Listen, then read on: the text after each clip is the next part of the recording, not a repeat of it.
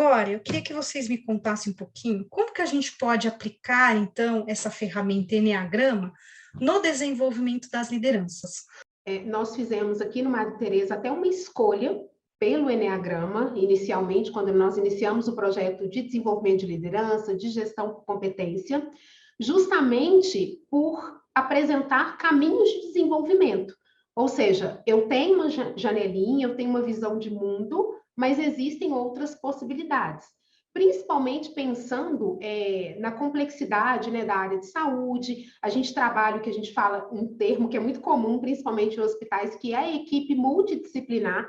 Então, são saberes de áreas diferentes. Por aí, nós já temos muitas diferenças nesse ambiente, então eu precisava de uma ferramenta que reforçasse a importância de se trabalhar com as diferenças, que não existe um perfil melhor, um pior, que são diferenças e que se complementam nesse dia a dia da gestão.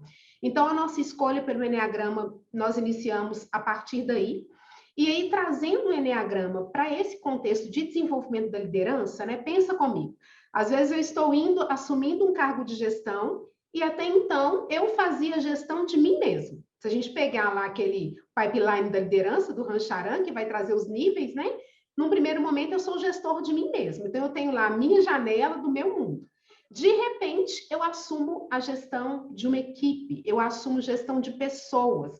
Eu vou transitar ali na minha gestão por outras visões, outros padrões de comportamento. Então, no primeiro momento em que nós começamos esse trabalho de desenvolvimento de liderança, foi justamente para ampliar essa consciência de que eu tenho uma visão de mundo, mas essa visão de mundo ela não é única, ela contempla e ela também está alinhada, ela se complementa com outras visões, com outras percepções. Então, o nosso primeiro convite, dentro do nosso modelo aqui na Academia de Líderes, no Projeto Lapidar, foi o primeiro módulo, que é a gestão de si mesmo, justamente nesse caminho, de identificar os meus padrões, identificar as minhas características, e a partir daí conseguir enxergar esse caminho, porque o Eneagrama ele nos traz isso, ele nos mostra onde nós estamos, o caminho que nós trilhamos e também o caminho que nós precisamos percorrer para esse desenvolvimento. Então, foi muito enriquecedor, porque ampliou a consciência da liderança. No mesmo momento, facilitou as relações, porque eu começo a me compreender, eu me enxergo, mas eu também enxergo o outro. E ao enxergar o outro, e aí tem um termo que eu gosto muito quando fala do Eneagrama, que é a ferramenta da compaixão, que é aquele ditado, cada um sabe a dor e a delícia de ser o que é. Então, ninguém tem como colocar a culpa em ninguém. Então, foi facilitando as relações, foi ampliando a consciência dessas lideranças, o que preparou a liderança para um próximo passo que a gente estava dando, que no momento, quando nós começamos, era a implantação da gestão por competência.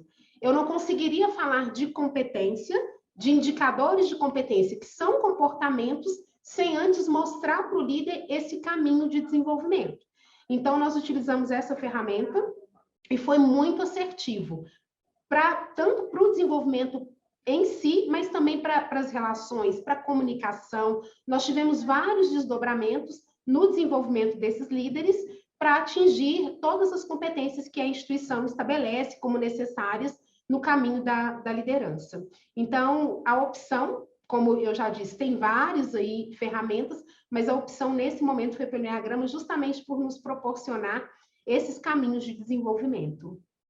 É muita coisa, né? O Eneagrama ele é uma ferramenta muito simples, na verdade a gente fala uma sabedoria, né? Tão profunda que é. Então, o Eneagrama ele é uma sabedoria muito simples, mas também muito profunda e muito complexa. Então, a gente acaba não dando para falar tudo. Mas, de uma forma bem rápida, só para tirar mesmo essa ideia do estereótipo, o símbolo ele é composto por 3 figuras geométricas, que são 3 leis matemáticas. Uma lei, que o círculo é a lei do 1, a outra lei, que é o triângulo, é a lei do 3, né?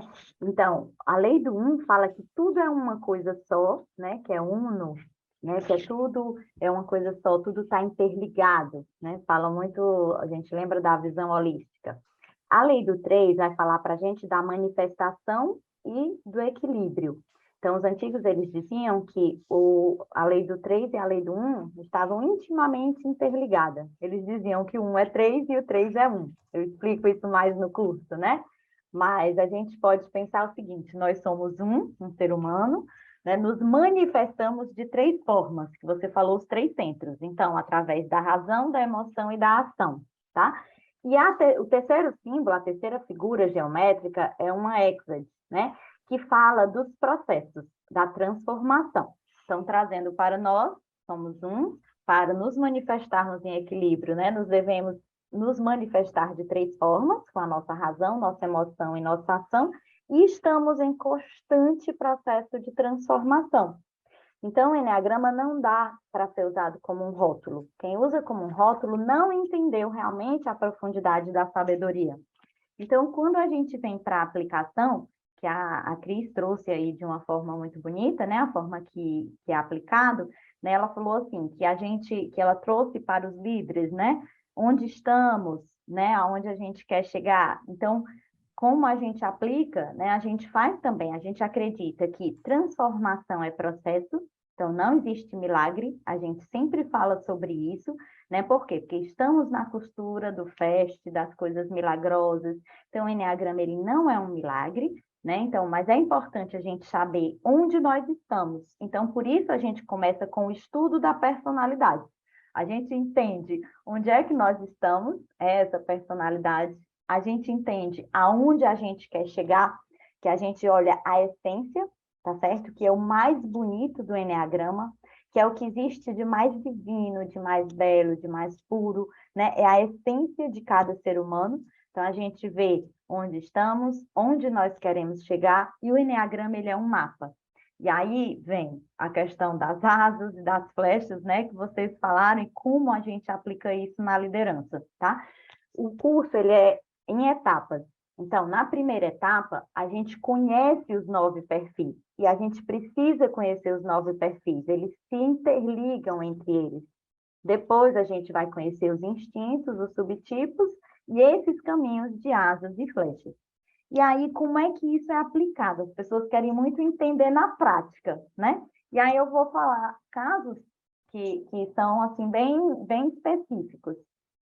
Eu vou falar os números, mas eu vou explicar o que quer dizer, porque também quem está escutando que conhece também entende, né?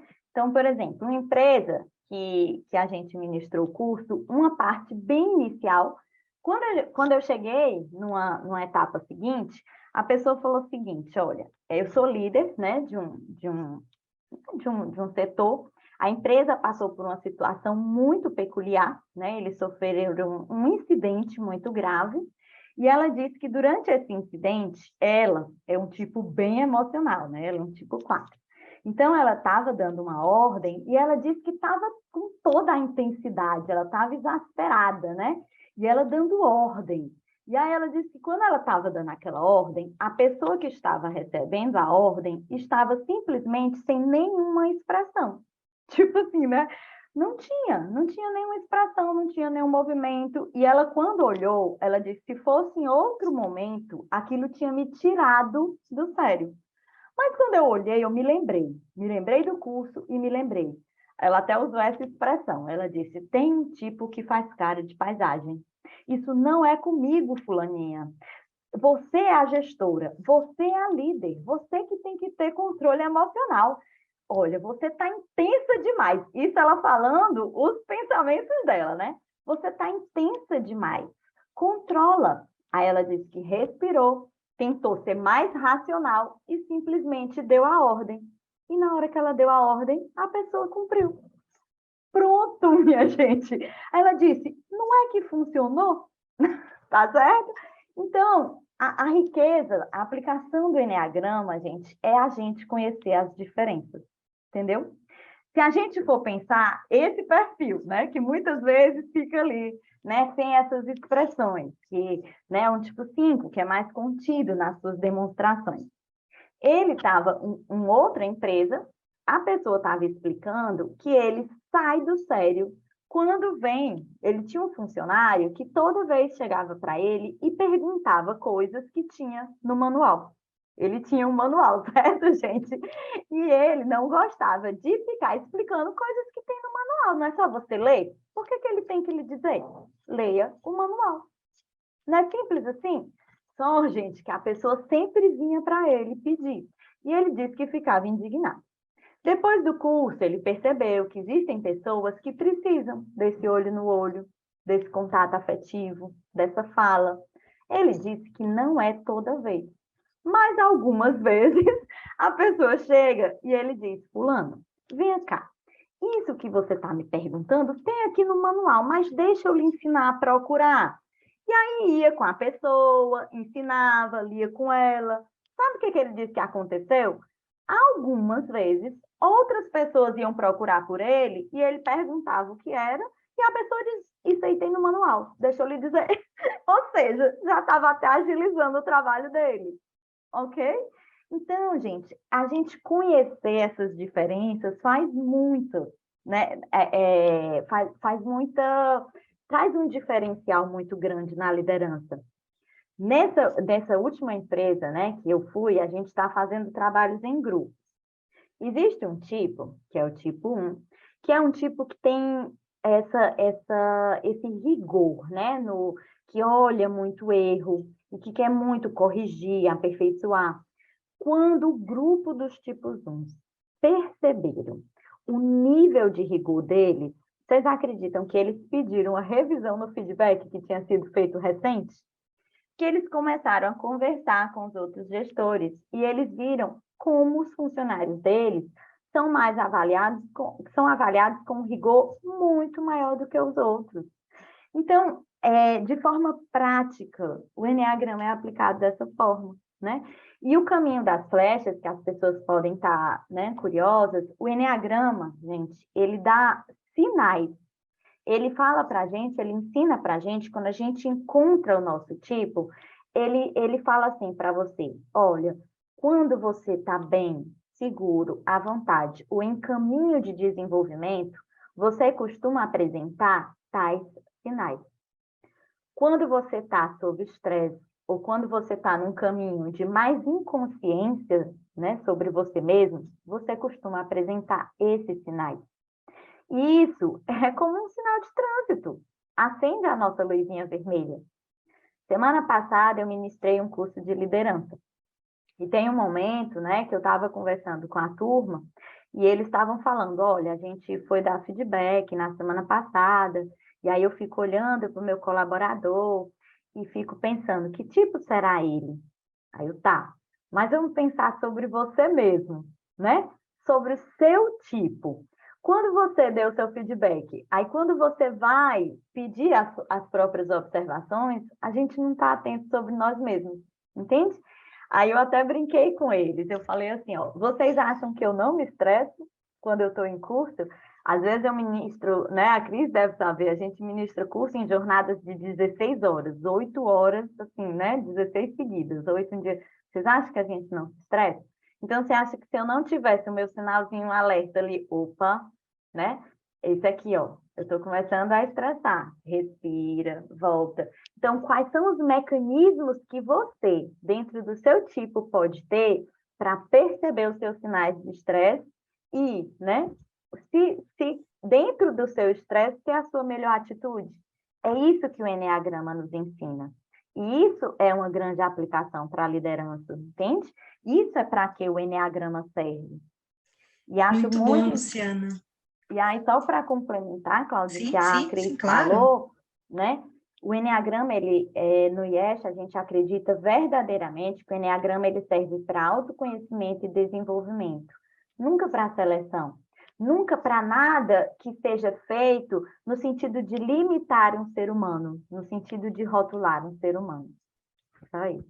Sim, tem algumas instituições que ainda usam, né? Muitas vezes o Eneagrama até na seleção, mas eu vejo também que ele tem um propósito muito mais em desenvolvimento, sim, né? Para que a gente possa ver o ser humano como um todo, com todas as suas potencialidades.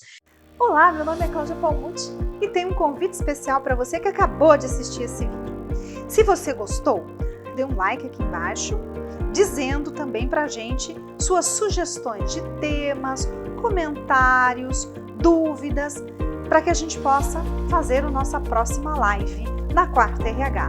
Lembre-se também de se inscrever no nosso canal para receber nossas notificações de novos vídeos. Muito obrigada!